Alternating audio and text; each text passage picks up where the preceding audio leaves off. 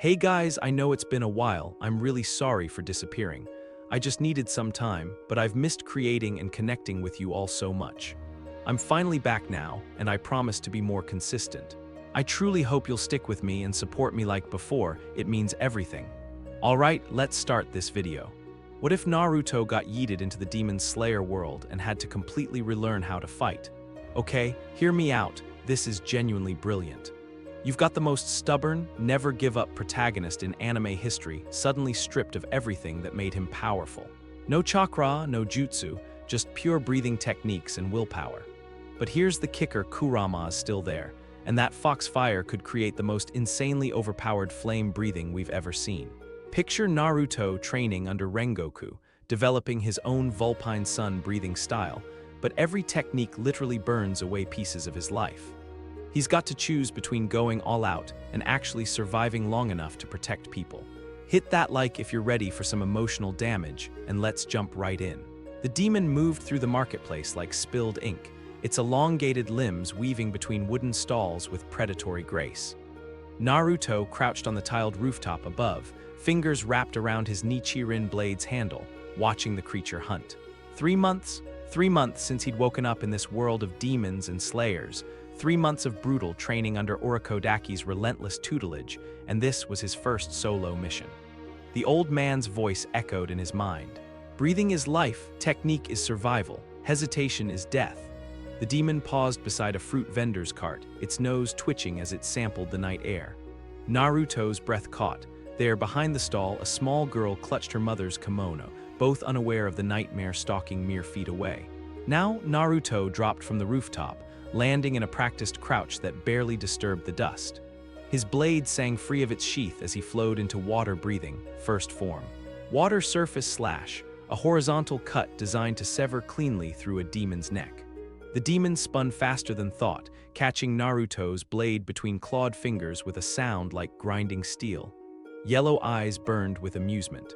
A whelp, the demon hissed, breath reeking of copper and decay, playing with a real sword. Naruto's training kicked in.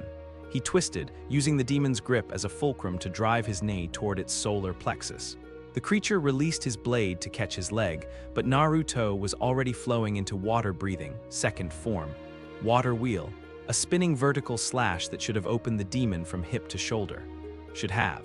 The demon's free hand caught his wrist mid-swing, and suddenly Naruto was airborne, crashing through the fruit vendor's stall in an explosion of oranges and splintered wood. Pain lanced through his ribs as he rolled to his feet, blade still somehow in his grip. The demon advanced, no longer bothering with stealth. Behind it, screams erupted as the civilians finally noticed the predator in their midst. The mother scooped up her child and fled, but there were others, an elderly man struggling with his cane, a young couple frozen in terror. "Kit!" The voice resonated from somewhere deep inside Naruto's chest, warm and ancient and utterly foreign to this world. This world's energy flows differently, but heat is universal. Naruto dodged a swipe that would have removed his head, confusion mixing with desperation. "Kurama, where are we?" "Not our world, Kit. But you still carry flame, use it." The demon's claws raked across Naruto's shoulder, tearing cloth and flesh. He stumbled backward, breath coming in sharp gasps that tasted of his own blood. Standard techniques weren't working. The demon was too fast, too strong, and people were going to die because he wasn't good enough. Heat built in his chest, different from the controlled breathing he'd learned. This was something deeper, older, like molten metal flowing through his veins. His next breath came out as visible vapor in the cool night air. "First tail," Kurama whispered. "Dawnbreak lunge." Instinct took over. Naruto's blade erupted in golden flame as he lunged forward, not with the fluid grace of water breathing but with predatory directness. The demon's eyes widened, surprise, then fear, as Naruto's burning blade punched through its guard and into its throat. The scent hit him then, carried on the wind from a nearby food stall. Ramen, miso broth, rich and steaming with just a hint of "Naruto, you're gonna catch cold out here, come inside." The old man's weathered hands ladling soup into a chipped bowl, steam rising like incense in the winter air.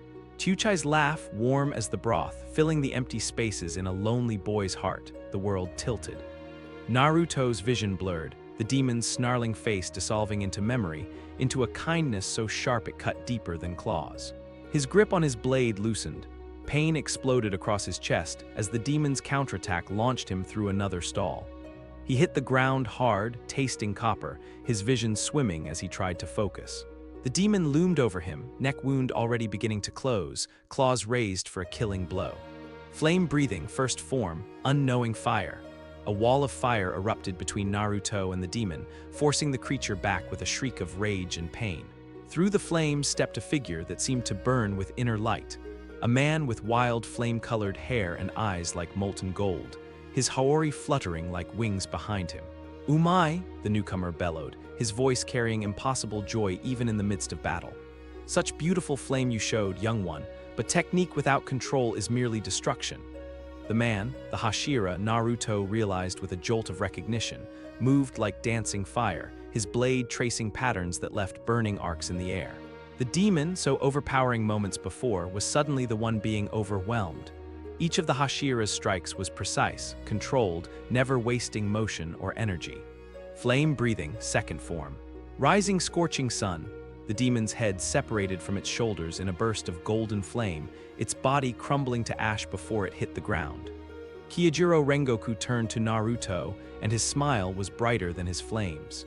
"Your flame burns differently, young one," he extended a calloused hand. "Let me teach you to tend it properly." Naruto stared at the offered hand, then at the settling ash that had been a demon moments before. His ribs throbbed, his shoulder bled, and somewhere in his chest, Kurama's presence felt somehow smaller. But for the first time since arriving in this world, he didn't feel alone. He grasped Rengoku's hand and let himself be pulled to his feet. "Yeah," Naruto said, surprised by how steady his voice sounded. "I'd like that." Dawn painted the mountain peaks in shades of amber and gold, but Kyojuro Rengoku had been awake long before the sun's first whisper.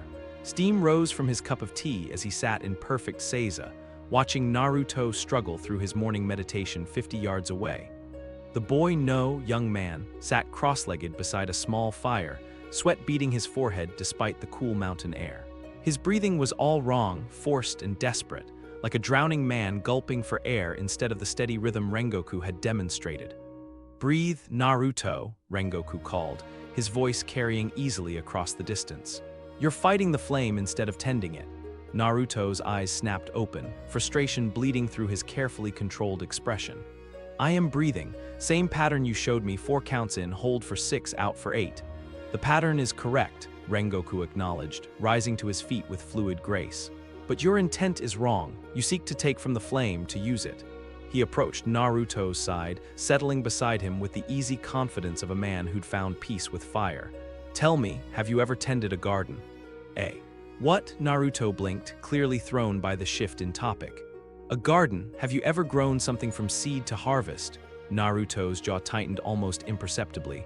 "Never had the space for it, or the stability there." A glimpse of the loneliness that burned behind those blue eyes.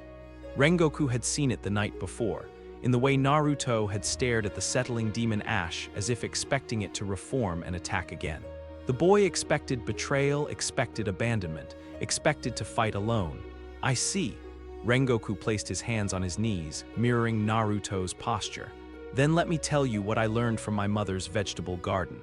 She would rise before dawn, not to tear vegetables from the earth, but to tend them. Water here, sunlight there, careful pruning of damaged leaves. The garden gave her tomatoes and radishes, but only because she gave it patience and care first. I don't understand what that has to do with. Strength without restraint is just destruction, Naruto." Rengoku's voice carried the weight of hard-earned wisdom. "We are gardeners, not wildfires. Our flames exist to nurture life, not consume it." Naruto was quiet for a long moment, staring into the small fire between them. "The demon last night," he said finally. "When I used that technique, the one with the heat, I felt like I was burning something inside me, something important." "Kit, your chakra pathways aren't designed for this world's energy flow," came Kurama's voice, noticeably fainter than it had been during the fight. "Each tail form costs more than it should." Naruto's hand moved unconsciously to his chest, as if trying to locate the source of that ancient voice. Rengoku noticed the gesture but didn't comment. Every slayer had their secrets, their sources of strength that couldn't be easily explained. "Close your eyes," Rengoku instructed gently. "This time don't seek to control the flame. Simply observe it, like watching a sunrise. You don't control the sun's rising, but you can appreciate its warmth." Naruto's eyes closed reluctantly. His breathing remained uneven for several long minutes, but gradually, like ice melting in spring, the tension began to leave his shoulders. The flame between them flickered, then steadied, casting dancing shadows across both their faces. "Better," Rengoku murmured. "Now, let's see if you can maintain that calm while moving, on your feet." They spent the next hour working through basic sword forms, Rengoku's patient corrections guiding Naruto away from the aggressive, overwhelming style he'd clearly learned elsewhere. Where Naruto wanted to cut through, Rengoku taught him to slice. Where Naruto sought to overpower, Rengoku showed him precision. "Again," Rengoku said for the dozenth time as Naruto's practice swing went wide. "You're still fighting the technique. The blade should feel like an extension of your breathing, not a weapon you're wrestling with." Naruto reset his stance, frustration evident in the tight set of his jaw. He raised the wooden practice sword, drew in a breath, and heat shimmered along the blade's edge. "Second tail," Kurama whispered urgently. "Kit, don't." Too late. Naruto's form shifted mid-swing, the practice blade trailing distorted air as he attempted what he instinctively called Ember Afterimage. For a split second, he seemed to exist in two places at once, the heat distortion creating a perfect feint. Then the oxygen debt hit him like a physical blow. Naruto crumpled to one knee, gasping, the practice sword falling from nerveless fingers. Gray spots danced at the edges of his vision, and he could taste copper in the back of his throat. "Naruto," Rengoku was beside him in an instant, steadying him with firm hands. "What happened? What did you just attempt?" Don't know," Naruto managed between ragged breaths. "Felt like the right move, but the cost."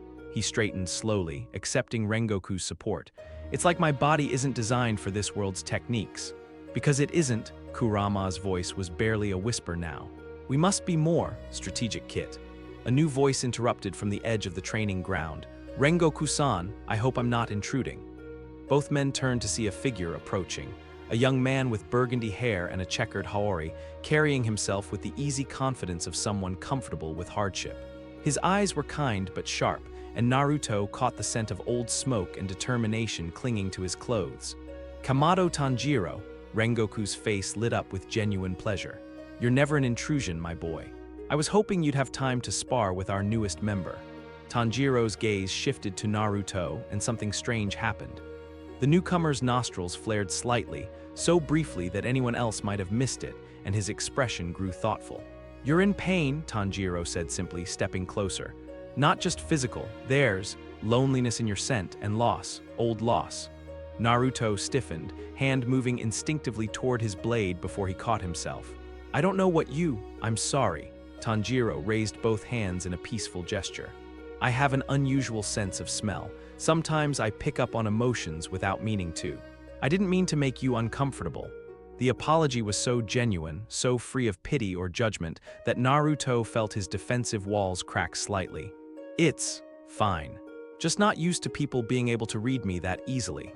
"It's not reading," Tanjiro said, settling cross-legged on the ground and gesturing for Naruto to join him. "It's more like. Everyone carries their own weather, if that makes sense. Grief smells like winter rain, joy like spring flowers, determination like forge fire." Despite himself, Naruto found himself sitting across from Tanjiro, drawn by the other young man's unpretentious manner. "And what do I smell like?" Tanjiro considered for a moment. "Autumn leaves burning, beautiful but temporary, like you're afraid the fire will go out if you're not careful." The accuracy of that observation hit Naruto like a physical blow. He looked away, jaw tight, but Tanjiro continued speaking in that same gentle tone. "I lost my family to demons, everyone except my sister. For a long time I carried that winter rain scent you have, the smell of someone who's learned that good things don't last." Naruto's eyes snapped back to Tanjiro's face. There was pain there, old and deep, but also a quiet strength that seemed unshakable. "The breathing techniques," Tanjiro said, "they're not just about fighting demons. They're about finding your center when everything else is chaos. Would you like me to show you something my teacher taught me?" For the next hour, Tanjiro guided Naruto through breathing exercises that had nothing to do with combat and everything to do with emotional control. Unlike Rengoku's flame-focused techniques, these were about finding stillness in the storm, about breathing through pain without being consumed by it. In return, Naruto found himself sharing the chakra control exercises he'd adapted from his old world. techniques for precise energy manipulation that translated surprisingly well to breathwork. "Your control is incredible," Tanjiro said admiringly, as Naruto demonstrated how to maintain perfect breathing rhythm while balancing on one foot with his eyes closed. "Where did you learn exercises like this?" Naruto's balance wavered slightly. "Had a teacher," he said carefully. "Someone who believed in me when no one else did." Iruka-sensei, standing in the empty classroom after everyone else had gone home, patiently explaining the same technique for the 100th time. Never losing patience, never showing frustration, just quiet faith that Naruto could get it right eventually. "Take your time, Naruto. I'm not going anywhere." The memory hit with unexpected force, and Naruto felt moisture gathering at the corners of his eyes. This patience, this willingness to invest time in someone difficult and broken, he'd experienced it before, lost it, found it again in this strange place with these impossible people. "He sounds like someone special," Tanjiro said softly. "Yeah," Naruto managed, voice rough. "He was." Rengoku, who had been observing their interaction with growing satisfaction, clapped his hands together. "Umai, this is exactly what I hoped would happen. Tanjiro, your ability to help others find their emotional center is remarkable. Naruto, your unconventional techniques bring fresh perspective to traditional breathing forms." He stood, helping both young men to their feet. "I believe you two have much to teach each other. And perhaps," his eyes gleamed with the particular joy he felt when a perfect training opportunity presented itself, "perhaps you're ready to attempt some partner exercises tomorrow." As they walked back toward the main compound, Naruto felt something he hadn't experienced in months, the possibility of genuine friendship.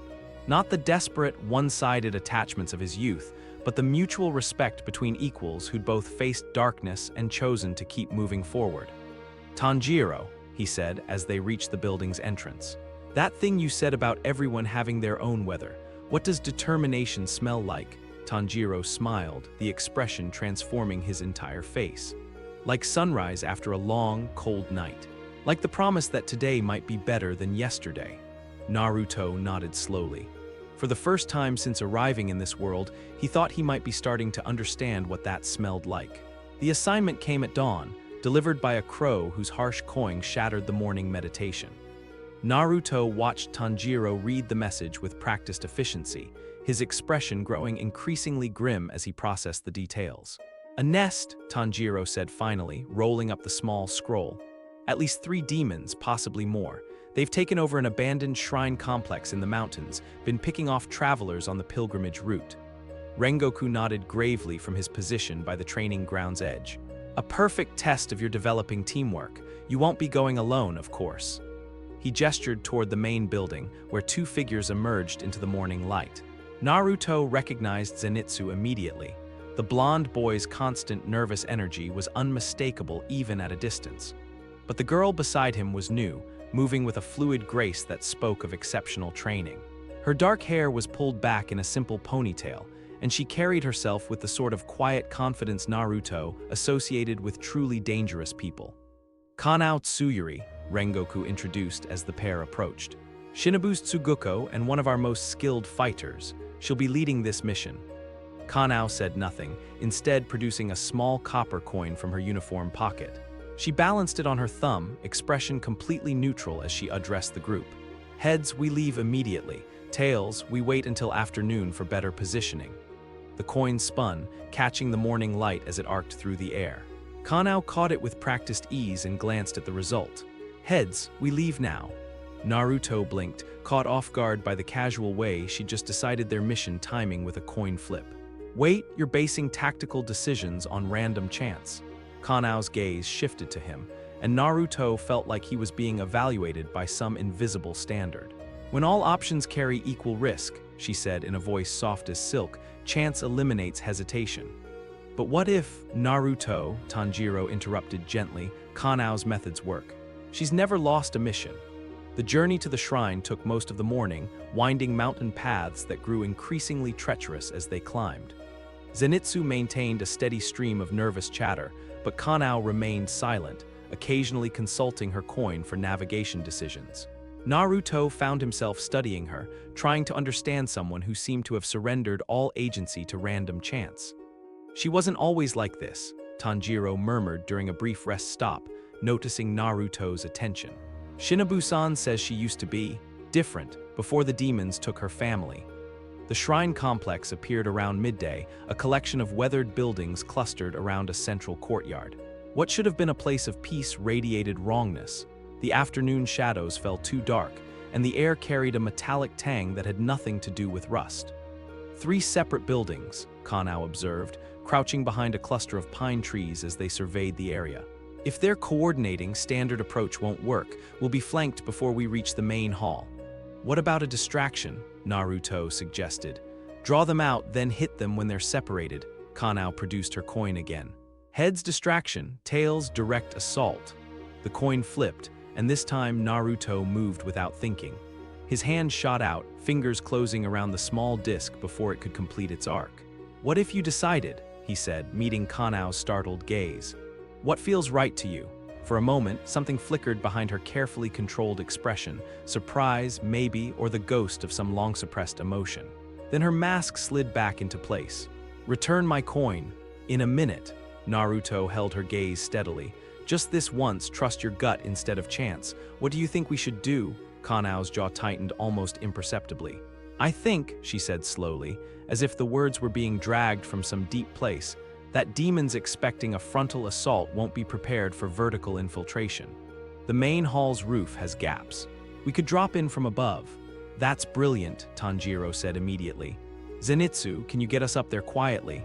If I don't pass out from fear first, Zenitsu muttered, but he was already assessing the building's structure with professional interest. Naruto handed the coin back to Kanao, and for just a moment their fingers brushed. See, you knew what to do all along. The infiltration went smoothly at first. Zenitsu's experience with rooftop navigation got them into position, and through the gaps in the ancient tiles, they could see the demons below, 3 of them, just as reported, gathered around what looked like the remnants of their most recent victims. The plan was simple: drop down simultaneously, eliminate the demons before they could coordinate a defense. Clean, efficient, minimal risk. The plan lasted exactly until they hit the floor. The demons scattered immediately, moving with inhuman speed toward different exits. One headed for the main door where it could escape into the forest. Another dove for a side passage that led deeper into the complex. The third, the largest, turned to face them directly, claws already extending. Split up, Kanao ordered, but Naruto was already moving, not toward any of the demons but toward the center of the room. He pressed his palms together in a gesture that looked like prayer but felt like coming home. Shadow Clone Jutsu. The world exploded in smoke, and when it cleared, there were 2 Narutos standing in the shrine hall. The effect on his teammates was immediate and profound. Zenitsu's jaw dropped so far it looked painful. Tanjiro's eyes went wide with shock and what might have been awe. Even Kanao's carefully controlled expression cracked, revealing genuine amazement beneath. Impossible, she breathed. Explain later, both Narutos said in perfect unison. Right now, the original Naruto spun toward the demon trying to escape through the main door, his blade already singing from its sheath. The clone turned in the opposite direction, pursuing the one heading for the side passage. That left Kanao and the others to handle the largest demon, but now the odds were manageable. What followed wasn't the chaotic melee Naruto had expected, but something closer to a dance. His clone moved through the shrine's side chambers with purpose, not just hunting the fleeing demon, but also checking each room for additional victims or threats. Meanwhile, the original Naruto found himself working in perfect harmony with Tanjiro, their breathing techniques beginning to synchronize as they corralled the escaping demon. Water breathing, first form, water surface slash. First tail, Naruto caught himself, remembering Rengoku's lessons about restraint. Instead, he flowed into a standard technique, but one enhanced by his growing understanding of flame-breathing principles. Flame-breathing, first form, unknowing fire. For just a moment, less than a heartbeat, their flames merged. Tanjiro's blue-tinged fire and Naruto's golden heat spiraled together, creating something entirely new. The demon before them shrieked as the combined technique carved through its defenses, leaving it vulnerable for the killing blow. In that instant, Naruto understood what Rengoku had meant about tending rather than consuming. This wasn't his power overwhelming someone else's. It was 2 flames finding harmony, each making the other stronger. The demon's head hit the ground just as his clone's voice echoed from the side chamber. Clear. Two civilians, alive but injured. But even as victory crystallized, Naruto felt the cost hitting him. The shared oxygen pool between original and clone meant both bodies were suffering equally from the extended combat. Gray spots danced at the edges of his vision, and he could taste the metallic tang of overexertion in the back of his throat. His clone staggered as it emerged from the side passage, supporting an elderly pilgrim with a badly injured leg. The clone's face was gray with exhaustion, but its grip on the civilian remained steady. "How long?" Kanao asked, appearing at Naruto's side as he swayed on his feet. 90 seconds, Naruto managed. "Maybe less before we both." He didn't get to finish the sentence. His clone dispersed in a puff of smoke, and the sudden influx of memories, two perspectives of the same fight, different angles and sensations all trying to occupy his brain simultaneously, sent him to his knees. Kanao caught him before he could hit the ground, her grip surprisingly strong. "That technique," she said quietly, "it costs you." "Everything does," Naruto replied, accepting her support as he struggled back to his feet. "The question is whether it's worth the price." Kanao studied his face for a long moment, and Naruto had the strange sense that she was seeing something in him that even he didn't fully understand yet. "You used your strength to save people," she said finally. "Not to prove how powerful you are, but to make sure everyone made it home." Her hand moved unconsciously to her pocket, where the coin rested unused. I think that might be worth any price." As they helped the rescued pilgrims down the mountain, Naruto found himself walking beside Kanao, both of them maintaining the steady pace of people accustomed to supporting the injured. The mission was a success. All demons eliminated, all civilians rescued, no casualties among the slayers. But more than that, something fundamental had shifted. For the first time since arriving in this world, Naruto had used his power not as a last resort or desperate gamble, but as part of something larger. His strength had enabled others, created possibilities that wouldn't have existed otherwise. "Kanao," he said as they reached the main path, "next time you need to make a tactical decision." "I know," she interrupted softly. "Trust my instincts, not chance." A ghost of a smile played at the corners of her mouth. "It's harder than it sounds, but I'm willing to try." Behind them, Tanjiro was animatedly describing the moment when their flames had merged, his excitement infectious even as Zenitsu complained about impossible techniques and unfair advantages. But Naruto's attention remained on the quiet girl beside him, who was learning to make choices instead of leaving everything to fate.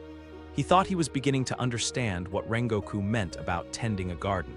Sometimes the most important growth happened in the spaces between people, in the trust shared and the strength offered freely. Sometimes the flame that mattered most wasn't the one that burned brightest, but the one that helped others find their own light. The medical examination room in the Butterfly Mansion smelled of antiseptic and wisteria, a combination that should have been comforting, but instead set Naruto's nerves on edge.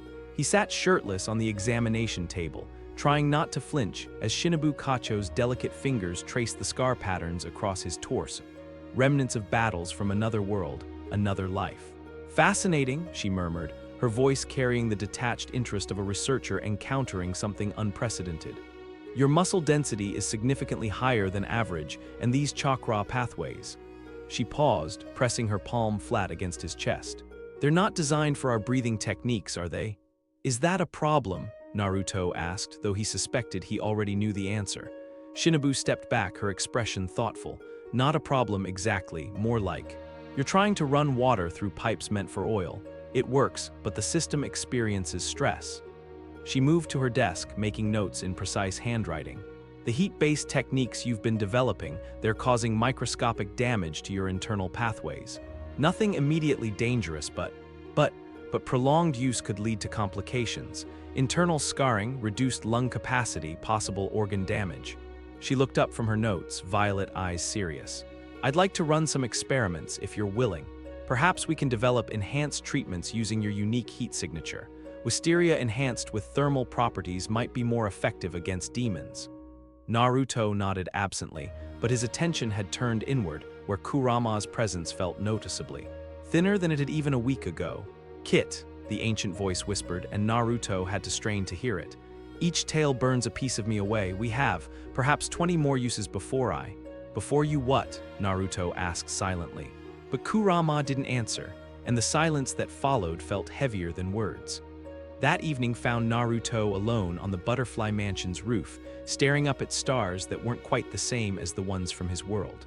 The constellations were close enough to be familiar, but shifted just enough to remind him constantly that he didn't belong here. What am I becoming? He wondered, running his fingers along his jawline where he'd begun to notice faint marks appearing in the mirror. They weren't quite visible yet, more like shadows beneath the skin, but they followed the pattern of his whisker scars from the other world. The question had been haunting him for days, ever since the shrine mission. He'd felt so powerful in that moment when his flames merged with Tanjiro's, so right, but afterward, when the adrenaline faded, doubts had crept in. His techniques didn't follow the same patterns as everyone else's. His power came from a source that grew weaker with each use. Even his clone jutsu was impossible by this world's standards. What if he wasn't human at all? What if he was something else wearing human skin, something that belonged more with the demons than the slayers? Couldn't sleep either. Naruto turned to find Kanao settling beside him on the roof tiles, moving with her characteristic quiet grace. She wasn't carrying her coin for once, he noticed, a small but significant change. Too much thinking, Naruto replied. Shinobu-san is working late in the lab. The sound of her equipment keeps me awake. Kanao arranged her haori carefully around her legs, a gesture that seemed more nervous habit than practical need. She mentioned you volunteered for her experiments. Seemed like the right thing to do. If my weird biology can help develop better treatments, might as well put it to use. They sat in comfortable silence for several minutes, watching clouds drift across the star field. Finally, Kanao spoke again, her voice softer than usual. Do you ever wonder if you're becoming something you don't want to be? The question hit too close to home. Naruto glanced at her, noting the tension in her shoulders, the way her hands were clasped tightly in her lap. Every day, he admitted. Why? I've been making my own decisions more often. Small ones mostly, what to eat for breakfast, which training exercises to focus on, but each choice feels dangerous, like I'm betraying something fundamental about who I'm supposed to be. Naruto considered this. Who says you're supposed to be anything? Maybe you get to decide that for yourself. That's what frightens me. Kanao's voice was barely above a whisper. What if I choose wrong? What if I become someone cruel or selfish or human? Naruto suggested gently. Kanao's head turned toward him, surprise flickering across her features. What do you mean? I mean maybe you're not supposed to be perfect.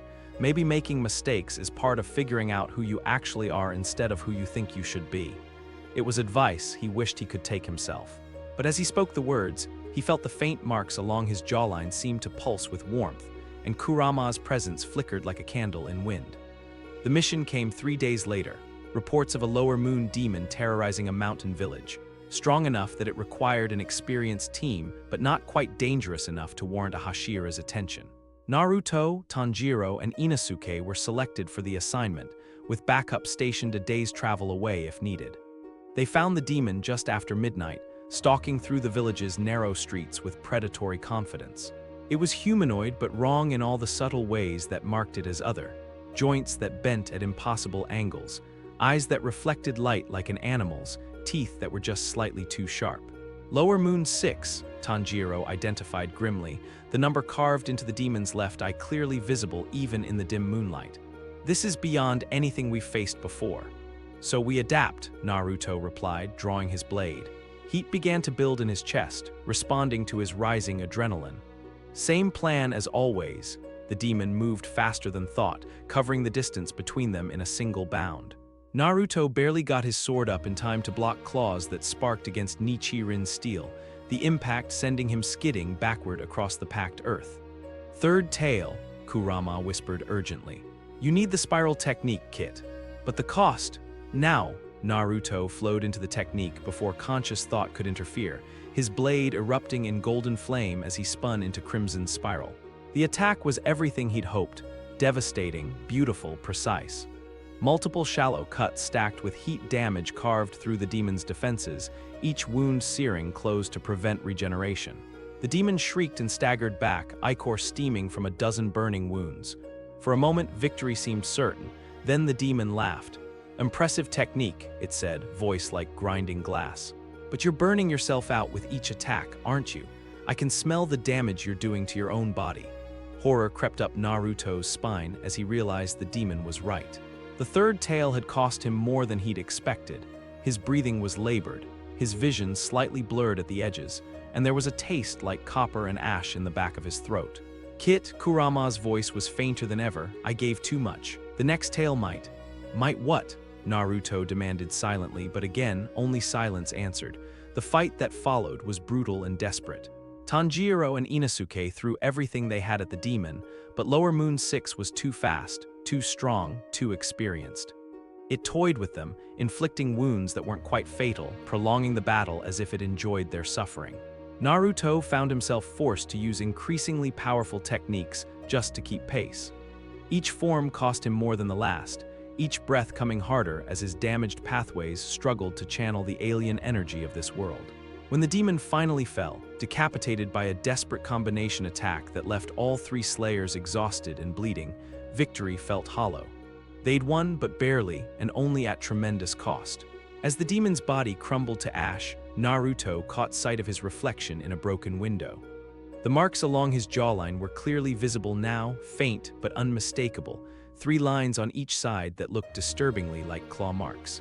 Or whiskers, Naruto. Tanjiro's voice came from far away, though he was standing right beside him. Are you injured? I don't know, Naruto replied honestly. He felt hollow, drained not just of energy, but of something more fundamental. Each time he used his true power, each time he touched that heat that made him different from everyone else, he felt less human and more other. What if the demon had been right? What if he was burning himself out, becoming something that belonged more with the creatures they hunted than the people they protected? The journey back to headquarters passed in a blur of worried glances from his teammates and careful questions he couldn't bring himself to answer honestly. By the time they reached the Butterfly Mansion, Naruto had made a decision that felt like swallowing glass. He found Rengoku in the training yard, practicing forms by lamplight with the dedication that had made him a Hashira. The older man looked up as Naruto approached, and his expression immediately grew concerned. You look troubled, my boy. How did the mission go? We won, Naruto said simply. The demon is dead, the village is safe. Mission complete. But Naruto was quiet for a long moment, watching the flames dance around Rengoku's practice blade. What if I'm not really one of you? He asked finally. What if I'm something else pretending to be human? Rengoku set down his sword and gave Naruto his full attention. What makes you ask such a question? My techniques are wrong. My power comes from a source that's killing itself to help me. I'm changing, becoming something I don't recognize. Naruto's hand moved unconsciously to his face, tracing the marks that were growing more visible each day. What if I'm becoming the very thing we hunt? Naruto, Rengoku said gently, look at me. Reluctantly, Naruto met the Hashira's burning gaze. Do you feel joy when innocent people suffer? No. Do you crave human flesh or fear the sunlight? No, but do you choose every day to protect rather than destroy? Yes, but what if that changes? What if one day I wake up and I don't care anymore? Rengoku was quiet for a moment, considering. Then he smiled, not his usual blazing grin, but something gentler, more understanding. Then we will deal with that day when it comes. But until then, you are judged by your choices, not your nature. And your choices, consistently, have been to stand between evil and innocence. He placed a steady hand on Naruto's shoulder. Whatever you are becoming it through service to others. That is what makes you human, not the source of your power. Naruto wanted to believe him. But as they stood together in the flickering lamplight, Kurama's silence echoing in the hollow spaces of his chest, he couldn't shake the feeling that he was running out of time to figure out who or what he really was. And somewhere in the darkness beyond the training yard, he thought he could hear something laughing. The train's rhythmic clacking against the rails should have been soothing. Instead, it felt like a countdown to Naruto, each metallic beat marking time he couldn't get back. He pressed his face to the window, watching the countryside blur past in the pre-dawn darkness, trying to ignore the hollow ache in his chest where Kurama's voice used to be strong. 3 days since the Lower Moon fight. 3 days of Rengoku watching him with those sharp, knowing eyes during training. 3 days of pretending the whisker marks weren't getting darker. You're unusually quiet, Rengoku observed from the seat across from him. The Hashira looked perfectly at ease despite the early hour, his flame-colored hair catching the train car's lamplight. Nervous about your first joint mission with a Hashira? Something like that. Naruto forced a smile. The lie tasted bitter. He wasn't nervous about the mission. He was terrified of what he might have to do if things went wrong. what he might have to become. The other passengers slept peacefully around them, unaware they were sharing a car with two demon slayers. A conductor moved through the aisles with practiced quiet, checking tickets and adjusting the oil lamps. Normal people living normal lives, trusting that someone else would keep the monsters at bay. Rengoku's expression grew more serious. The reports suggest this demon has been feeding for months without detection. That level of subtlety indicates intelligence beyond typical lower moons. You think it might be an upper moon. Possibly, Rengoku's hand rested casually on his sword hilt, but Naruto caught the tension in his shoulders. Which is why I wanted an experienced partner for this mission. Experienced. Naruto almost laughed. If only Rengoku knew how lost he felt. How each day brought new evidence that he didn't belong in this world of breathing techniques and centuries-old traditions. The train began to slow as they approached their destination, a mountain station where 40 people had vanished over the past month. The brakes squealed against the wheels, metal groaning under pressure, and something about the sound made the hair on Naruto's neck stand up. That was when the temperature dropped. Not gradually, like a natural shift in weather, but all at once. A sudden, bone-deep cold that had nothing to do with altitude or season. Frost began forming on the windows despite the warm night, and the other passengers' breath became visible in the suddenly frigid air. "Rengoku-san," Naruto whispered, his hand finding his sword. "I feel it too." Rengoku was already rising from his seat, movements fluid despite the cramped space. "Everyone remain calm," he called to the awakening passengers, his voice carrying absolute authority. "Please move to the rear car in an orderly fashion." The demon dropped through the roof like a falling star. Wood and metal exploded inward as something massive crashed through the train car's ceiling, landing in the center aisle with enough force to crack the floorboards. Screams erupted from the passengers as they scrambled toward the exits, but Naruto's attention was fixed on the creature rising from the wreckage. It had been human once. The basic shape was still there beneath the mutations. But its skin was pale as winter snow, marked with blue tattoos that seemed to pulse with their own light. Its hair was short and pink, almost cheerful, but the eyes held a hunger that was ancient and bottomless. "Upper Moon 3, the demon said, its voice carrying casual confidence as it straightened to its full height. The kanji carved into its left eye glowed in the lamplight. "Akaza," Naruto's blood turned to ice. This wasn't just any upper moon. This was one of the strongest demons in existence, a creature that had killed countless slayers over the centuries. "Flame Hashira," Akaza continued, inclining his head toward Rengoku with something that might have been respect.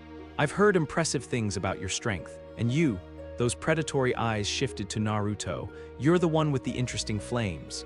"Naruto," Rengoku said quietly, not taking his eyes off the demon, "get the civilians to safety." But now, there was no arguing with that tone. Naruto spun toward the rear of the car, herding the panicked passengers through the connecting door, while Rengoku and Akaza circled each other like predators. He could hear them talking behind him, something about strength and human limitations, but the words faded beneath the sound of his own heartbeat. The last passenger, an elderly woman clutching a carpet bag, stumbled through the doorway just as the real fight began. The sound was like a thunderclap in an enclosed space. Naruto felt the shockwave through the floorboards as Rengoku's flame-wreathed blade met Akaza's bare fist, the collision generating enough force to shatter every window in the car.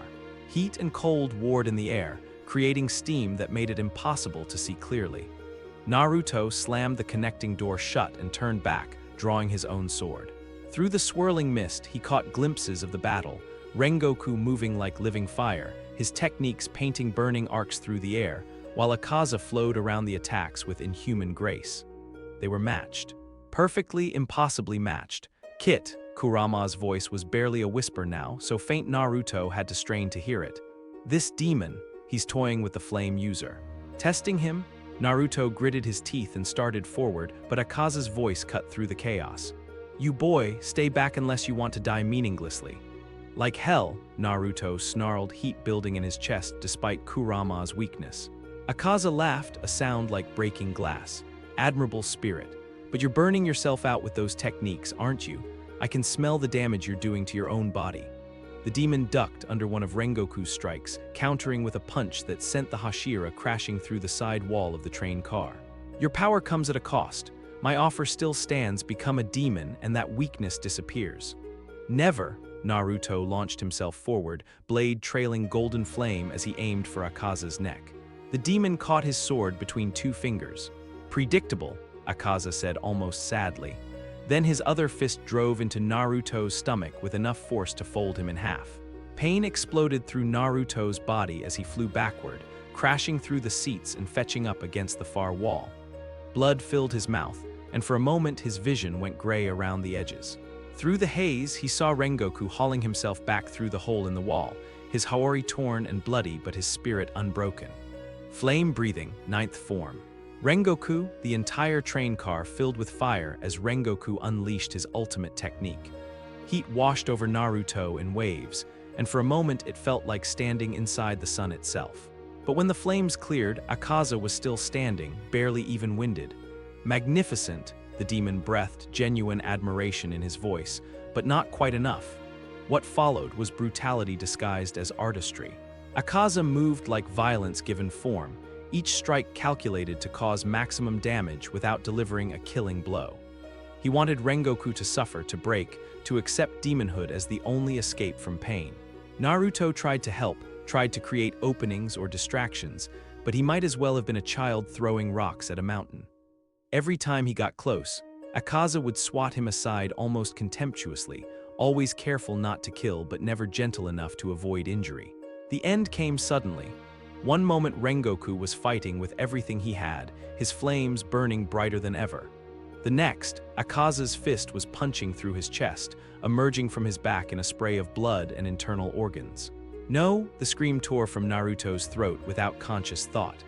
Power flooded through him, not Kurama's power but something deeper, more fundamental. His own life force, burning itself as fuel in desperate attempt to change what couldn't be changed. The world slowed to crystalline clarity as three whisker-like marks seared themselves across Naruto's cheeks.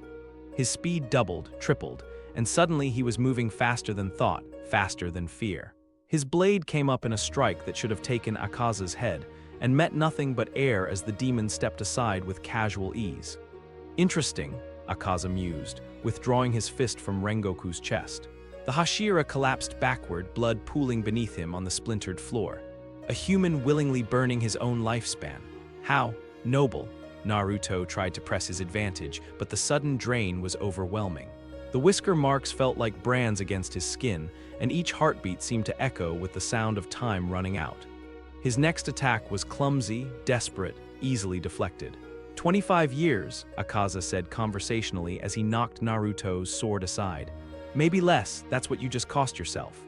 He leaned closer, his breath like winter wind. Still refuse my offer. Go to hell, Naruto gasped, raising his blade for another futile attack. Akaza smiled and stepped back. Dawn approaches. We'll continue this conversation another time. He glanced down at Rengoku, who was somehow still breathing despite the massive wound in his chest. Farewell, Flame Hashira. Your student shows promise. Then he was gone, vanishing through the hole in the roof with inhuman speed, leaving behind only the scent of snow and blood. Naruto dropped to his knees beside Rengoku, hands hovering over the wound without knowing how to help. There was so much blood, too much, and the Hashira's breathing was growing shallow and uneven. Rengoku-san, hold on. Help is coming, just Naruto. Rengoku's voice was weak but steady. Listen carefully. Don't talk, save your strength, your heat. Rengoku coughed, blood speckling his lips. Use it to kindle others, never to consume them. His hand found Naruto's, grip surprisingly strong. The marks on your face, they're not a curse, they're proof of your will to sacrifice for others. Tears blurred Naruto's vision. I couldn't save you, I had all this power and I couldn't. You tried, that's what matters. Rengoku's smile was as bright as ever, even as life faded from his eyes. Set your heart ablaze and never let it dim. The world needs your light. The words hung in the air long after Rengoku's breathing stopped, echoing in the sudden silence of the destroyed train car. Naruto knelt there for what felt like hours, holding his mentor's still warm hand, feeling the whisker marks on his face pulse with each beat of his shortened heart. When the backup slayers finally arrived, they found him sitting in the wreckage, staring at nothing. Shinobu took one look at his face and knew immediately that something fundamental had changed. The marks, she said later, in the medical tent they'd set up beside the derailed train. Her fingers were gentle as she examined the 3 lines on each cheek, but her expression was grave. They're not tattoos or scars, they're burn patterns from the inside out. How long? Naruto asked quietly. Shinobu hesitated. 25 years, maybe less if you manifest them again. She sat back, her usual clinical demeanor softened by genuine concern. Naruto, what did you do? What I had to, he replied, touching the marks that were his price for failure. What I'll do again if I have to. Shinobu said nothing, but her silence was answer enough. They both knew the truth. Power always came with a cost, and some prices couldn't be bargained down. Outside the tent, the sun was rising on a world that had one less Hashira in it. But somewhere in the growing light, Naruto thought he could still hear Rengoku's voice, warm as flame and twice as bright. Set your heart ablaze and never let it dim. He wouldn't. No matter how much time he had left, he'd make every day count. The funeral pyre burned against the evening sky, flames reaching toward stars that seemed dimmer than they had the night before. Naruto stood apart from the other mourners, close enough to feel the heat on his face, but far enough that no one would try to comfort him with words that couldn't possibly help. Rengoku was gone. The man who taught him that strength meant protection, that flame was meant to nurture rather than destroy, reduced to ash and memory. Kit. Kurama's voice was so faint now that Naruto almost missed it entirely. Like an echo, barely more substantial than his own imagination. I feel myself fading. The words hit Naruto like physical blows. First Rengoku, now Kurama. Everyone who tried to guide him, everyone who believed in him, they all left eventually. Maybe that was his curse. Maybe he was poison to anyone who got too close. His fingers traced the whisker marks on his cheeks, still tender from their violent manifestation. 25 years. The thought should have terrified him, but right now it felt almost like relief. 25 years was probably more than he deserved anyway. The funeral ended as the last of the flames died down to glowing embers. People began to drift away, some alone, others in small groups, all carrying their grief in different ways. Naruto waited until the clearing was empty before approaching the smoldering remains. I'm sorry, he whispered to the ashes. I should have been stronger, should have been better. No answer came. Of course not. The dead didn't speak, no matter how much you needed them to. Naruto turned and walked into the forest, away from the headquarters, away from the other slayers who would want to talk about moving forward and honoring Rengoku's memory. He needed silence. He needed to be alone with the growing certainty that he was a danger to everyone around him. He found a cave deep in the mountains, far enough from any settlement that his presence wouldn't endanger civilians. The space was small and cold, with just enough room for him to sit cross-legged on the stone floor, perfect for someone who didn't deserve comfort. Sleep, when it finally came, brought no peace. The dreams started as memories, Rengoku's smile, his patient corrections during training, the way his flames had danced around his sword like living things. But gradually, the images began to twist. Rengoku's face melted like wax, his burning hair becoming writhing shadows, his voice changing pitch until it was no longer human. You killed me, the thing wearing Rengoku's face whispered. Your weakness, your hesitation, you might as well have driven the blade yourself. No, Naruto said, but his voice came out small and broken. I tried to save you. Did you, or did you hold back because you were afraid? Afraid of what you might become if you used your real power? The cave around him began to shift and flow like liquid shadow. The walls stretched upward into impossible heights, and the darkness between them pulsed with a heartbeat that wasn't his own. Such potential, a new voice purred from the shadows, silk-smooth and ancient beyond measure. Such delicious self-loathing. You know what you are, don't you, child? Naruto tried to stand, tried to draw his sword, but his body wouldn't obey. The whisker marks on his face burned like brands, and he could taste copper in the back of his throat. A monster pretending to be human, a demon wearing the skin of a hero. The voice circled him now, coming from everywhere and nowhere. How long before your friends see the truth? How long before they realize what you really are? Images flashed through the darkness, Tanjiro's kind eyes turning cold with disgust, Kanao backing away in fear, Shinobu reaching for poison instead of medicine. Everyone he cared about, everyone who'd shown him kindness, finally seeing him for what he truly was. Join me, the voice whispered, and suddenly Naruto could see the speaker, pale skin, red eyes, and a presence that made the very air feel heavy with malice. Muzan Kibutsuji, the original demon, stood before him with arms spread wide in invitation. Accept what you are. Become what you were always meant to be. No more pain, no more loss, no more watching the people you care about die because you're too weak to save them. The offer was tempting. God help him, it was actually tempting. No more guilt, no more fear of hurting people with his presence. Just power and purpose and the end of this crushing weight in his chest. Naruto's hand moved toward Muzan of its own accord. "Kit, fight it!" Kurama's voice cut through the nightmare like a blade through silk, weak but desperate. "This isn't real. You're stronger than this." The cave wavered, reality reasserting itself in fits and starts. Muzan's form flickered like a bad reflection, his confident smile twisting into something uglier.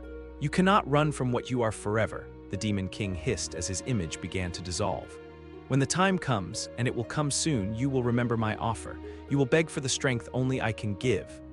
Then he was gone, and Naruto was alone in the real cave, gasping like he'd just run for miles. Sweat covered his body despite the cold air, and his hands shook as he pressed them against his face. The whisker marks were hot to the touch, pulsing with each rapid beat of his heart. "Naruto," the voice came from the cave entrance, achingly familiar and infinitely welcome. Naruto looked up to see Tanjiro silhouetted against the afternoon light, his face creased with worry. "How did you find me?" Naruto asked, his voice hoarse from screaming in his sleep. "Your scent trail, but more than that." Tanjiro stepped into the cave, moving carefully in the dim light. "I could smell your pain from miles away. Grief so deep it was like standing next to a fresh grave." He settled beside Naruto on the cold stone, close enough to offer comfort but not so close as to seem intrusive. For several minutes they sat in silence, breathing the thin mountain air. "It should have been me," Naruto said finally. "Rengoku was a Hashira. He had so much more to offer the world than I do." "That's not how it works," Tanjiro replied gently. "Death doesn't choose based on worth. If it did, all the good people would live forever and all the cruel ones would die young." He paused, seeming to gather his thoughts. "Rengoku-san wouldn't want you to carry this guilt." "How do you know what he'd want?" "He's dead because I wasn't good enough." The words echoed off the cave walls, harsh and raw. Tanjiro didn't flinch, just continued watching Naruto with those impossibly compassionate eyes. "He's dead because Akaza killed him," Tanjiro said simply. "Not because you failed, but because sometimes evil is stronger than good. Sometimes we lose people despite doing everything right." His hand moved to rest lightly on Naruto's shoulder. "But that doesn't mean we stop fighting. It means we fight harder for their sake as well as our own." Easy to say, harder to believe. "I know." There was old pain in Tanjiro's voice, the kind that came from personal experience with loss. "After my family died, I spent months thinking I should have been there, should have protected them. It took me a long time to understand that survivors' guilt isn't the same as actual responsibility." They fell quiet again. Outside the cave, birds were singing, small, ordinary sounds that seemed impossibly precious in the gathering dusk. "The marks on your face," Tanjiro said eventually. "They're new." Naruto's hand moved automatically to his cheeks. "They're the price for trying to use power I don't have, for being weak when it mattered most. They're proof that you were willing to sacrifice everything to save someone you cared about. That's not weakness, that's the most human thing anyone can do." Before Naruto could respond, another voice spoke from the cave entrance. "He's right." Both young men turned to see Kanao standing in the fading light, but something was different about her. She wasn't reaching for her coin. Her hands hung loose at her sides, and her expression held a determination Naruto had never seen before. "Kanao," Tanjiro sounded as surprised as Naruto felt. She stepped into the cave, her movements deliberate and sure. "I came to find you," she said, looking directly at Naruto. "Not because a coin told me to, but because I was worried." The simple statement hit Naruto harder than any of Muzan's temptations. "You made that choice yourself. You taught me that was possible, that I could trust my own feelings instead of leaving everything to chance." Kanao settled on Naruto's other side, creating a small circle of warmth in the cold stone space. "So I'm choosing to tell you something I've never said to anyone." She took a breath, steadying herself. "After the demons killed my parents, I stopped making decisions because every choice felt like it might be the wrong one. What if I chose to trust someone and they betrayed me? What if I chose to care and they died? The coin was safe. If something went wrong, it wasn't my fault." Naruto found himself holding his breath, sensing that this moment was important in ways he couldn't fully understand. "But watching you these past weeks," Kanao continued, seeing how you choose to protect people even when it costs you. I realized that making no choices is just another way of choosing. It's choosing to let fear control your life instead of hope. She turned to face him fully, and Naruto was struck by how steady her gaze was. The marks on your face don't make you a monster. They make you someone who refuses to stand by when others are in danger. That's what Rengoku-san saw in you. That's what we all see. Something inside Naruto's chest cracked open, not breaking, but letting light in where there had been only darkness. The whisker marks still burned, still reminded him of the price he'd paid and the time he'd lost. But for the first time since the train, they didn't feel like a curse. "Fifth tail," whispered a traitorous voice in the back of his mind. "You could end this pain right now, one technique properly applied." The thought was seductive. Quick, clean, final, no more guilt, no more fear of failing the people he cared about, just peace. His hand moved toward his sword. "Your heat," Rengoku's voice echoed in his memory, warm as summer sunlight. "Use it to kindle others, never to consume them." The memory stopped Naruto's hand mid-reach. Rengoku hadn't said those words to give him permission to give up. He'd said them as a reminder of what true strength looked like, not the power to destroy, but the courage to build something better. "I'm not going anywhere," Naruto said quietly, letting his hand fall back to his lap. The words were meant for his friends, but they felt like a promise to himself as well. "There's still work to do." Tanjiro smiled, soft and genuine and full of quiet relief. Kanao nodded once, sharp and decisive, like she'd just made another important choice. And deep in Naruto's chest, so faint he almost missed it, Kurama's voice whispered one last time, "Good Kit, that's my boy." The silence that followed felt different than the crushing emptiness of the past few days. Not the absence of sound, but the presence of possibility. Outside the cave, the sun was setting, painting the sky in shades of gold and crimson that reminded Naruto of flame. Tomorrow, he would return to headquarters. Tomorrow, he would honor Rengoku's memory by becoming the kind of person worth saving. Tomorrow, he would choose hope over despair, connection over isolation. But tonight, surrounded by friends who'd pulled him back from the edge of his own darkness, Naruto allowed himself to simply breathe. To exist in this moment of quiet understanding, where the future was uncertain but not hopeless. Where being human, flawed and frightened and determined to do better, was enough. The morning after returning from the cave, Naruto stood in the Butterfly Mansion's training yard, wooden practice sword heavy in his grip. 3 days had passed since they'd brought him back from his self-imposed exile, 3 days of pretending he was ready to rejoin the world. His first swing went wide, the blade cutting nothing but air where a training post should have been. The second barely nicked the wood. By the 5th attempt, sweat was already beading his forehead, and the whisker marks on his cheeks ached like fresh burns. "Kit," Kurama's voice was so faint now that Naruto had to stop moving entirely just to hear it. Like trying to catch snowflakes on his tongue, there one moment gone the next. "Each technique costs more than before. You must be strategic." "I know," Naruto muttered, resetting his stance. "I just need to." The practice sword slipped from his fingers, clattering to the ground as his grip failed entirely. Naruto stared down at his hands. When had they started shaking? "You're pushing too hard." Naruto turned to find Shinobu approaching, her usual serene expression touched with concern. She moved with the careful grace of someone accustomed to treating wounded things, and something in her posture suggested she was treating him like one of her patients. "I'm fine," he said automatically, bending to retrieve the fallen sword. "Your breathing is irregular, your hands are trembling, your pulse." She reached toward his wrist, but Naruto pulled back instinctively. Shinobu's eyebrows rose slightly. "When did you last sleep more than 2 hours consecutively?" The question caught him off guard. What day is it?" "Tuesday. You've been back for 3 days, and I've yet to see you rest for more than brief periods." Shinobu clasped her hands behind her back, the gesture somehow making her seem less like a doctor and more like a disappointed older sister. "Guilt is a poison, Naruto, and like any poison, the dose determines whether it motivates or kills." Before Naruto could respond, the sound of approaching footsteps made them both turn. Tanjiro emerged from the main building, followed closely by Kanao and, surprisingly, Inosuke, who was muttering something about stupid weaklings under his breath.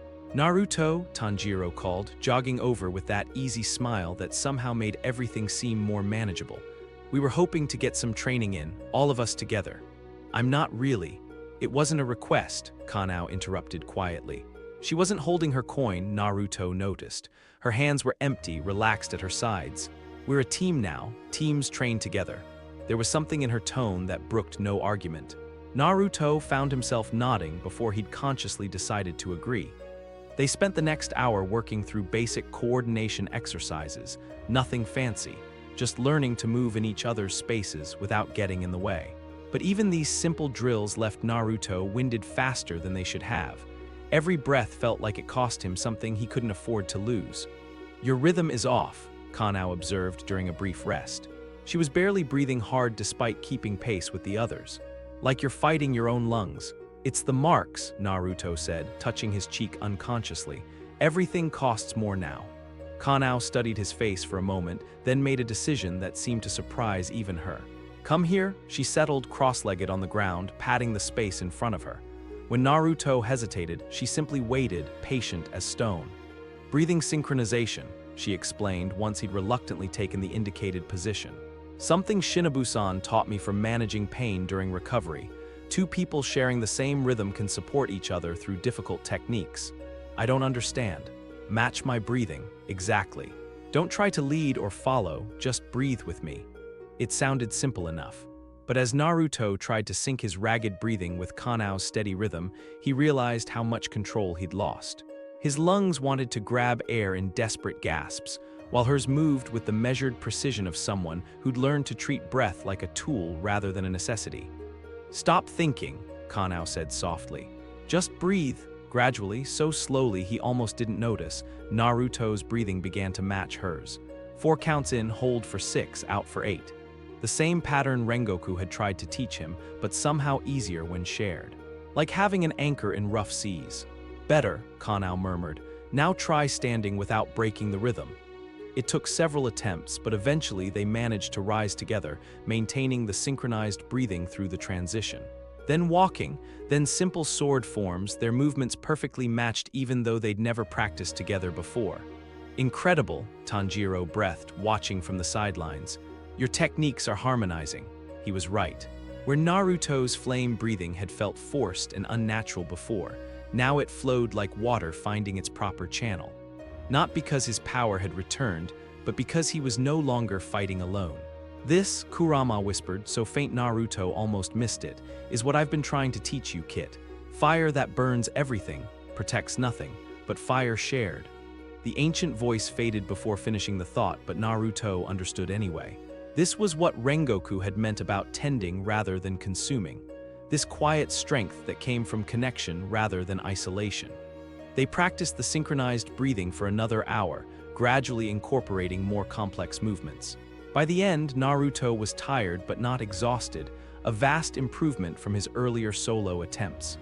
"We should do this daily," Kanao said as they finally broke formation. "Until your breathing stabilizes completely. You don't have to, I want to." The words came out with surprising firmness. "I choose to help you just like you chose to help me find my own voice." She paused, seeming to gather her thoughts. "Besides, I think I'm stronger when I'm helping someone else be strong too." That evening, as the sun painted the training yard in shades of amber and gold, Naruto found himself sitting alone on the mansion's front steps. The synchronized breathing had helped, but the weight in his chest remained, grief and guilt, and the growing certainty that time was running short. "Kit." Kurama's voice was so weak now that Naruto had to press his hand to his chest just to feel the faint warmth that proved the fox was still there. "There's something you need to see, a memory I've been holding back." "Kurama, you don't have to." "Yes, I do." The world around Naruto shifted, colors bleeding away until he was standing somewhere else entirely. Not the butterfly mansion, but a place of twisted metal and burning buildings that he recognized with sick certainty. Konoha, or what was left of it. The hidden village sprawled before him in ruins, buildings collapsed and streets torn apart by some unimaginable force. Bodies lay scattered among the debris, some in ninja gear, others in civilian clothes. All of them people he'd once known, once protected, once failed to save. "This is why we're here, Kit," Kurama said, his voice carrying more strength in the memory than it had possessed in weeks. "This is what we ran from." Naruto walked through the devastation like a sleepwalker, recognizing landmarks twisted beyond recognition. There, The ramen stand where Tuchai had fed a lonely child, now nothing but splintered wood and cold ashes. There, the academy where Iruka had first shown him kindness, its roof caved in and walls blackened by fire. And there, at the center of it all, a crater where the Hokage Tower had once stood. "What happened?" Naruto whispered. "We lost," Kurama replied simply. "Despite all our power, all our determination, we couldn't protect them, so I used the last of my strength to send us elsewhere. Somewhere we might have another chance." The memory began to fade at the edges, reality bleeding back in slowly. But before it disappeared entirely, Naruto saw one more thing, a figure standing at the crater's edge, back turned, surveying the destruction with what might have been satisfaction. The figure had pale skin and red eyes, and when it turned to look directly at him across time and space, Naruto recognized Muzan Kibutsuji's face. "He was there," Kurama whispered as the vision collapsed. "At the end, watching. Learning this world. It may be our second chance, Kit. Don't waste it like we did the first." Naruto gasped, finding himself back on the mansion steps with tears streaming down his face. The whisker marks burned like brands, but for once the pain felt clean rather than punishing. This was why he was here. This was why Kurama was fading, not as punishment for failure, but as payment for a second chance. "Naruto," he looked up to find Tanjiro approaching, carrying 2 cups of tea, and wearing that expression of gentle concern that had become so familiar over the past weeks. "You looked like you were having another nightmare," Tanjiro said, settling beside him and offering one of the cups. "Wanted to make sure you were okay." Naruto accepted the tea gratefully, letting the warmth seep through his palms and into his chest. "Just remembering things I'd rather forget." "The marks," Tanjiro observed quietly. "They're glowing." Naruto touched his cheek and felt the faint heat radiating from the whisker-like burns. "They do that sometimes. When I'm thinking about the past." They sat in comfortable silence for several minutes, watching the stars emerge in the darkening sky. Finally, Tanjiro spoke again. "Whatever you lost before, whoever you couldn't save, it doesn't define what you can do here."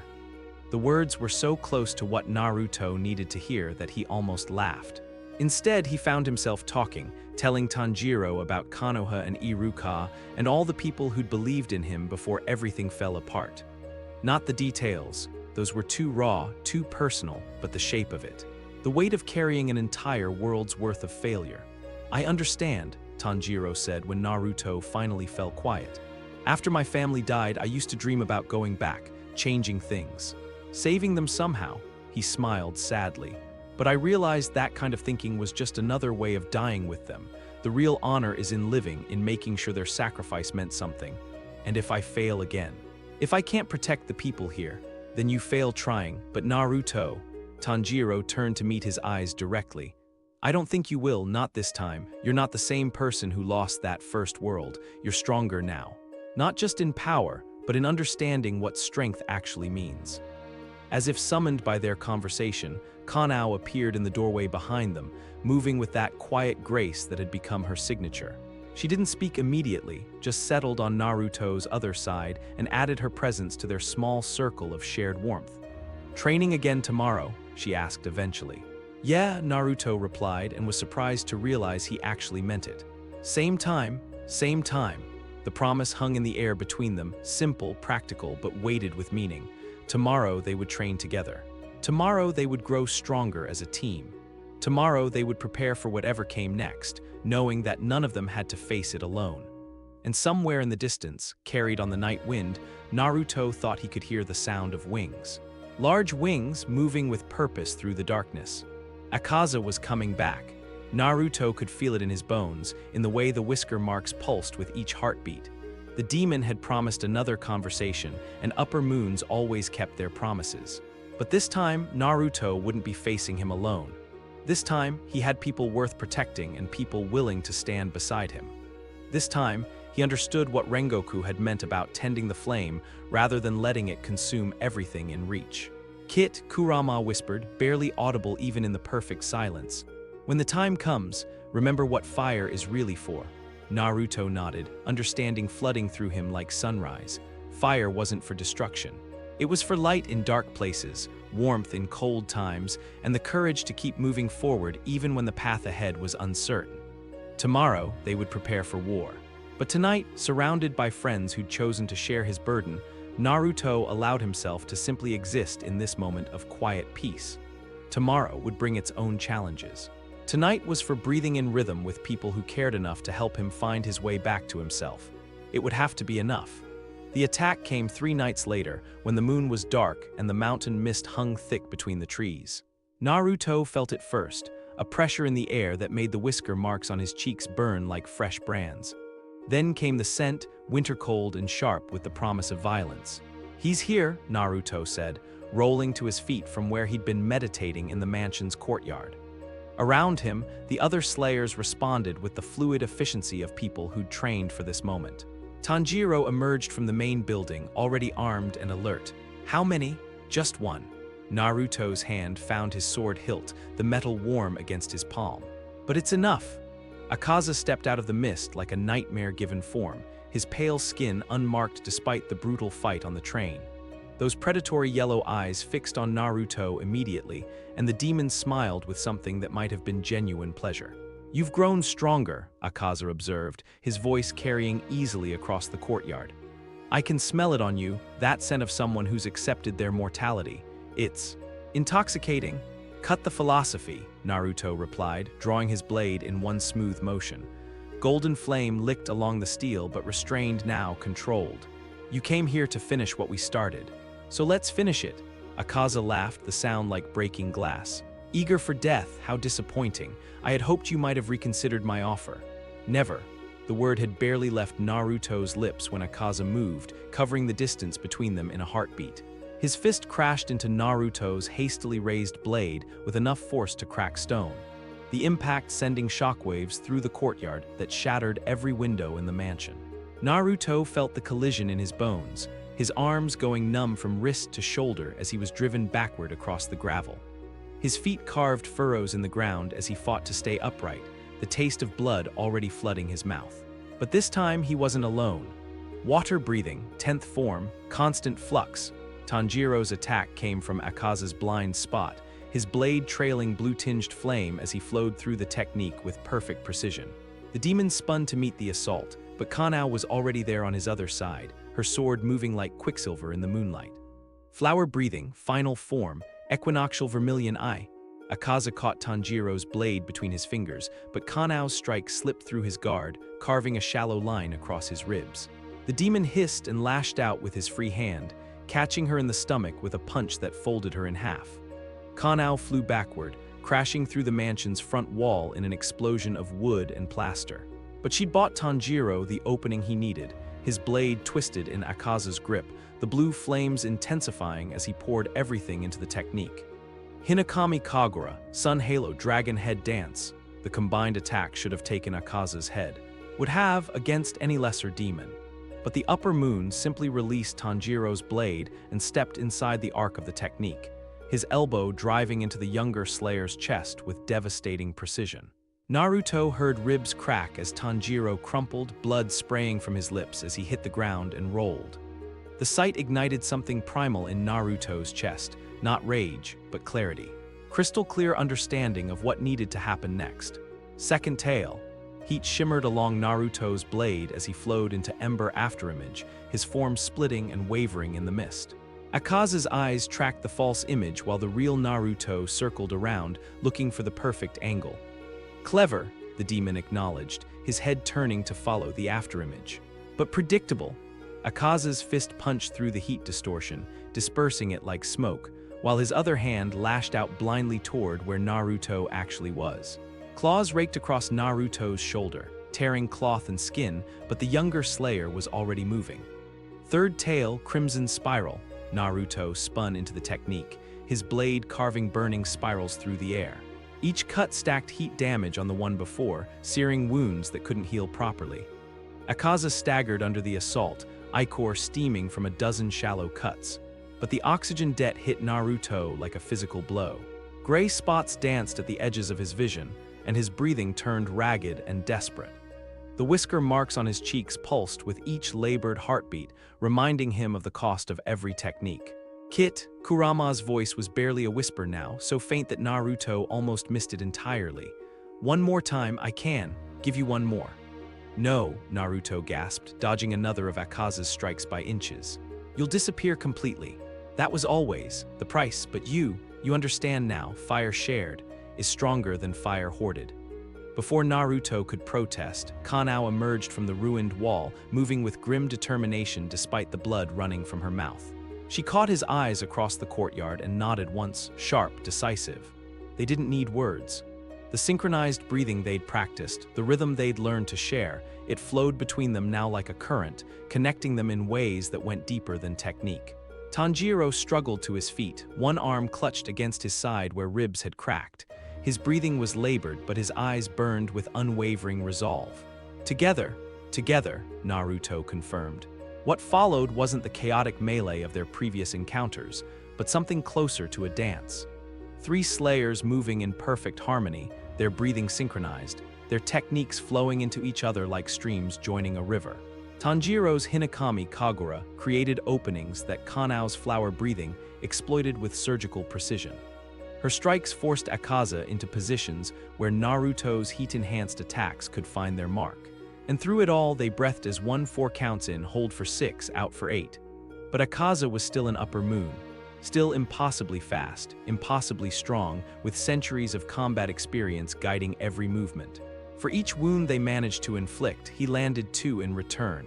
Blood painted the courtyard as the battle wore on, and Naruto could feel his teammates beginning to falter.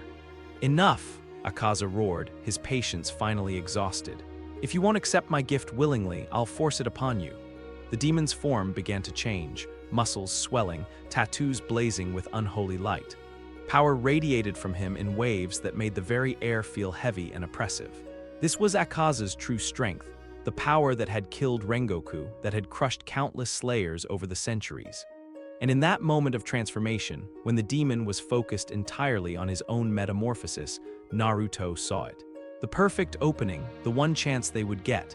"Fifth tail," Kurama whispered, his voice already fading. "Solar convergence, but not to overpower Kit to create. The perfect moment." Understanding flooded through Naruto like sunrise. This technique wasn't meant to destroy, it was meant to reveal. To strip away all pretense and show the truth of what lay beneath. "Cover me," Naruto called to his teammates, and they responded without hesitation. Tanjiro and Kanao threw themselves at Akaza with desperate fury, their techniques creating a whirlwind of steel and flame that forced the demon to focus on defense. It wouldn't last long, seconds at most, but it was enough. Naruto drew in a breath that seemed to pull fire from the very air around him. The whisker marks on his cheeks blazed like stars, and for one perfect moment, he felt Kurama's presence burn bright as the sun. "Set your heart ablaze," the fox whispered, his voice overlaying with Rengoku's remembered words. "And never let it dim." Fifth tail, solar convergence. Golden flame erupted from Naruto's blade in a pillar that reached toward the heavens, but this wasn't the overwhelming destruction he might have unleashed in the past. This was surgical precision guided by absolute understanding. The technique didn't seek to overpower Akaza, it sought to create a single moment of perfect vulnerability. The flame washed over the transformed demon, not burning but revealing. For one crystalline instant, Akaza's defenses were stripped away, his enhanced speed and strength meaningless in the face of this impossible heat. And in that instant, "Now!" Naruto shouted. Tanjiro struck from the left, his blade trailing sun-bright flame as he aimed for the demon's neck. Kanao mirrored him from the right, her technique flowing like deadly poetry. And between them, perfectly positioned by the opening Naruto had created, their blades met. The sound of Akaza's head separating from his shoulders was like a thunderclap in the sudden silence. But even as the demon's body began to crumble, even as victory crystallized around them, Naruto felt something cold and alien trying to force its way into his mind. "You killed him," a voice like poisoned silk whispered. "Just like you killed everyone in that other world. Just like you killed Rengoku. How long before you kill these friends too?"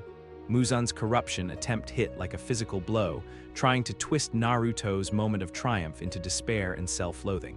Images flashed through his mind, Konoha burning, Rengoku dying, everyone he'd ever cared about paying the price for his weakness. "Join me," the Demon King's voice purred. "Accept what you truly are. Stop pretending to be something you're not." For a moment, just a moment, the temptation was overwhelming. The promise of an end to pain, to guilt, to the constant fear of failing again. Then Kurama's presence blazed to life one final time, not to grant power but to give clarity. "No," the ancient fox snarled, his voice carrying all the fury of dying stars. "You will not have him. This kit is mine to protect." Kurama's essence erupted outward, not as flame but as pure, cleansing light. It tore through Muzan's corruption like tissue paper, burning away the whispered lies and leaving only truth in its wake. The truth that Naruto was exactly who he chose to be. Not a demon wearing human skin, but a human being willing to sacrifice everything to protect the people he loved. The whisker marks on his cheeks weren't signs of monstrosity. They were proof of his humanity, evidence of what he was willing to pay to keep his friends safe. "Remember, Kit," Kurama whispered as his presence finally, peacefully faded. "Fire that burns everything, protects nothing, but fire shared burns forever," Naruto finished, understanding flooding through him like dawn. When the light faded, Akaza's ashes were settling on the wind and the three slayers stood victorious in the ruined courtyard. Battered, bloodied, but alive. "Is it over?" Kanao asked, swaying slightly from exhaustion. "It's over," Naruto confirmed, though he could feel the absence in his chest where Kurama's voice had been. Not emptiness, the fox's final gift had been to fill that space with something better. Understanding, purpose, peace. Tanjiro approached slowly, one hand pressed against his wounded ribs. "The marks on your face," he observed. "There." Different, Naruto touched his cheek and felt the whisker-like brands, still warm but no longer burning. They'd changed somehow during Kurama's final act, not scars of limitation, but symbols of choice. Reminders that strength came not from the power to destroy, but from the courage to protect. 25 years, he said quietly. "Maybe less, but I'll make them count." "We all will," Kanao replied, her voice carrying quiet certainty. Together, as dawn broke over the mountains, painting the sky in shades of gold and crimson, Naruto felt something he hadn't experienced since arriving in this world: complete belonging. Not because he'd proven himself worthy, but because he'd found people willing to share the burden of being human. The war against demons would continue. Other threats would arise. But for now, in this moment of hard-won victory, surrounded by friends who'd chosen to stand with him, Naruto allowed himself to simply breathe. 4 counts in, hold for 6, out for 8. The rhythm of life, shared freely and without reservation. 5 years later, the morning sun filtered through the training yard's trees as Naruto watched his students work through their breathing exercises. A dozen young slayers, all learning to balance power with restraint, strength with wisdom. "Remember," he called to them, his voice carrying the same patient authority that Rengoku had once shown him. "You're not fighting the technique. You're partnering with it." One of the students, a girl with determined eyes and a tendency to push too hard, glanced up at him questioningly. "But sensei, how do we know when we're strong enough?" Naruto smiled, touching the whisker marks on his cheeks. Still there after all these years, faded now to silver lines that caught the light when he moved. "Strength isn't about what you can destroy," he said, echoing words that had been spoken to him in this very yard so long ago. "It's about what you choose to protect, and you're already strong enough for that." Behind him, Tanjiro and Kanao emerged from the main building, their own students in tow. The three of them had built something here, not just a training ground, but a family. A place where the next generation could learn not just to fight demons, but to fight for something worth preserving. "Same time tomorrow?" Kanao asked as the students began to file out, chattering among themselves about techniques and theories. "Same time," Naruto confirmed, the promise as natural as breathing. As the training yard emptied, Naruto remained behind for a moment, listening to the wind in the trees. Somewhere in that sound, he thought he could still hear echoes of an ancient fox's laughter, warm with approval. The whisker marks pulsed once, gently, like a heartbeat made of light. Then Naruto turned and followed his friends into the building, ready for whatever tomorrow might bring. There was still work to do, students to train, a world to protect. But for the first time in 2 lifetimes, he wasn't carrying that burden alone. And that, he thought as laughter drifted from the dining hall where his extended family was gathering for the evening meal, made all the difference in the world. Man, what a journey. Watching Naruto go from that desperate first fight to becoming a mentor who understood that strength isn't about power, it's about the people you choose to protect. That final battle with the synchronized breathing. Chef's kiss, which scene hit you hardest? Rengoku's death, that cave scene where he almost gave up. Let me know down below. Subscribe for more crossover chaos and drop suggestions for what insane combination we should tackle next. Catch you later.